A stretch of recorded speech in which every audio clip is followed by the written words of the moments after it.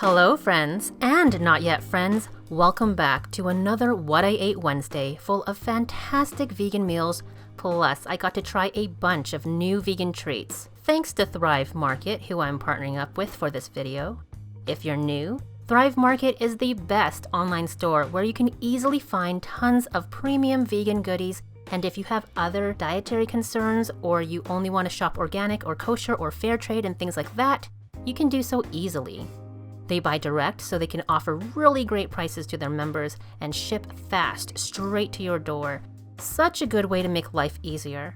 If you're in the US, you can try it out yourself with a free 30-day membership and 25% off your first order with free shipping with the link in the description and see for yourself. As usual, I'm starting my day off with coffee. Usually I just put vanilla soy milk in my coffee, but today I get to try this Hazelnut Creamer by Nut Pods. It's unsweetened with 0 grams of sugar, which I never see. I like that because while I'm not anti-sugar, when I don't need to have it, I don't need to have it. And it's so good. Just perfect. Friends, this is my new favorite coffee creamer.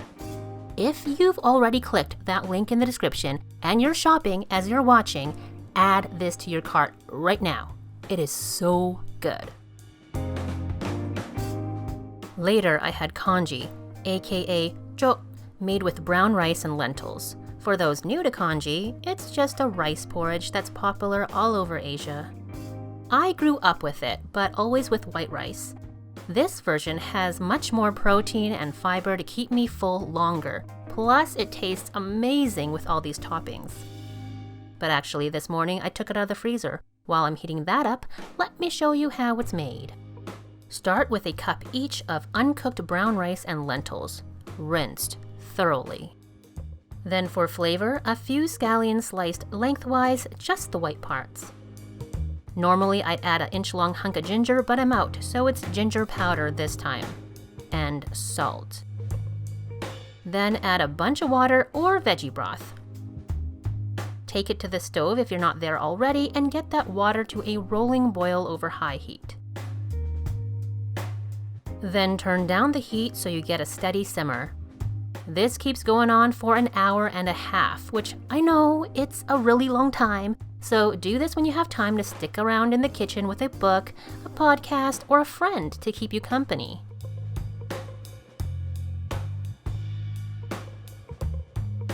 You'll want to lower the heat as the congee gets thicker. Also, if you had it covered, now you'll want to leave that lid off. The toppings are half the fun, or more like 3/4 of the fun. We've got some chopped scallion, just the green parts, Sriracha Cashews from Thrive Market's owned brand. Thrive Market has lots of these basic staple items with their own store brand, which makes things really affordable. Just a little spicy with a little sweetness and light on the salt, wonderfully fresh tasting and buttery. They're organic. If you haven't tried these before, you've got to. Anyways, they make a nice alternative to using peanuts, which is more traditional. Also, instead of vegan pork floss, which can be hard to find, I'm using Louisville vegan jerky in Rueben's Smokey Carolina flavor. Thank you to everyone who told me I had to try it. You were absolutely right. Sweet and savory, salty but not too salty, chewy, meaty deliciousness. Plus avocado to add some creaminess.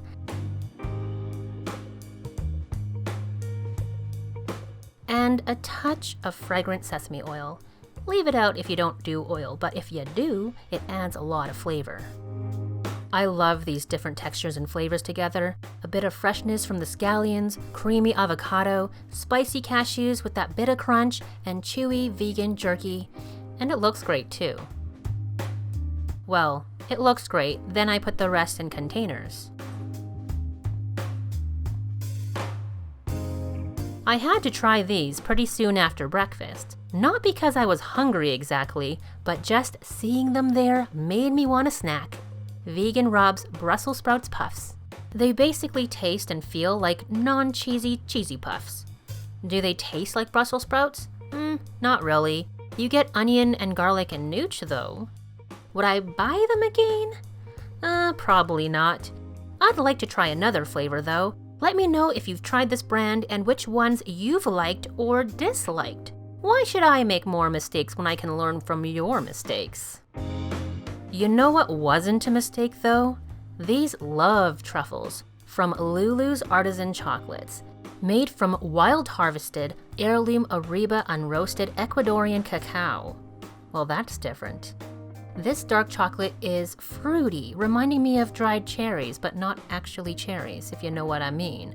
The inside is silky smooth, hazelnut butter. It's so good! This is a little self-love for sure. I would definitely get these again, and I want to try more from this brand. And Valentine's Day is coming up, so there's an idea for a little something. Lunch was a big something. A big bowl of this coconut miso noodle soup. It started with a spoonful of coconut oil over high heat. When the oil melted completely, I turned down the heat to medium and add a sliced shallot and crushed garlic. After a minute, I added tomato paste. My sister mentioned this technique to me the other day, so it stuck in my head. After a few minutes, most of the other ingredients go in. Turn up the heat and let it come to a boil. Now I add coconut cream. Dissolve the miso paste with some of the broth first so you don't get unexpected spoonfuls of super salty lumps.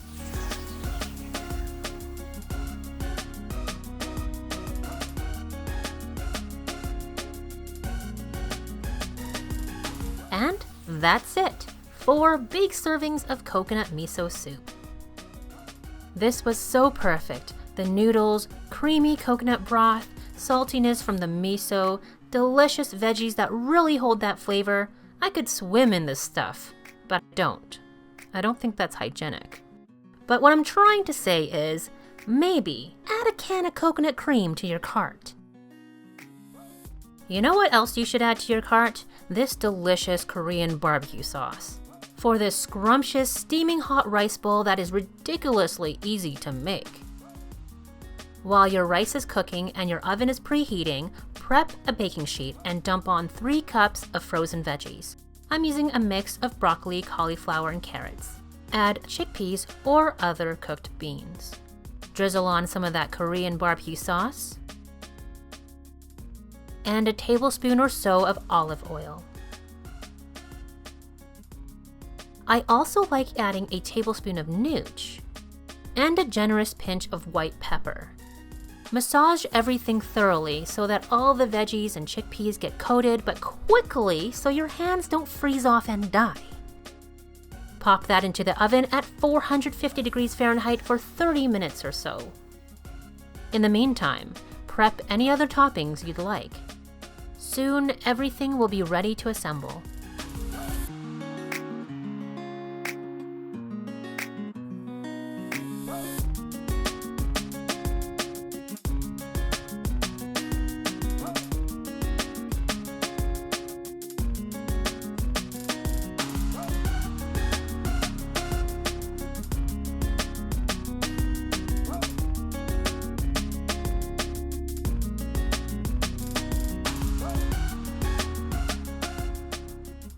Now you have dinner for 2 big appetites packed with nutrients and flavor. I just love this sauce. It has a really well-fermented soy sauce flavor with spicy peppers, balanced with some sweetness from molasses and tangy vinegar. Loving it. Also loving Thrive Market. Don't forget, you can have a 30-day free trial membership to try it out.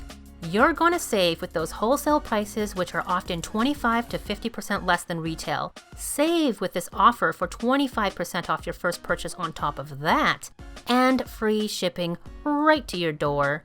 Get these wholesale prices, get all the vegan treats and staples, save some money, save some time and gas by not having to go to the store. If you love it, go for that annual membership, and Thrive Market will give one to a low-income family, teacher, veteran, or student. I love this so much. I love that Thrive Market really cares about people. That's important to me. And I care about you. You're important to me. Thank you so much for watching, my friends. I hope you liked this video. Please give it a thumbs up if you did, and let me know if you plan to try anything from this video in the comments below. And then maybe take a picture and tag me on Instagram, because I love that ish. See you next week. Bye for now.